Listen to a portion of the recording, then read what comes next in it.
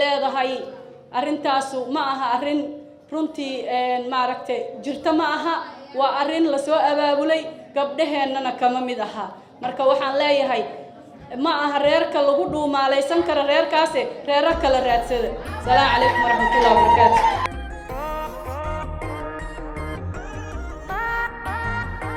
maanta xasan sheekh cidna idama xigto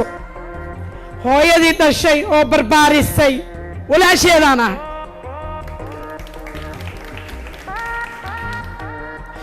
walaasheed waxaan ku ahay naad madaxa samatalis sheedato oo xawaadle maxamed aan ahay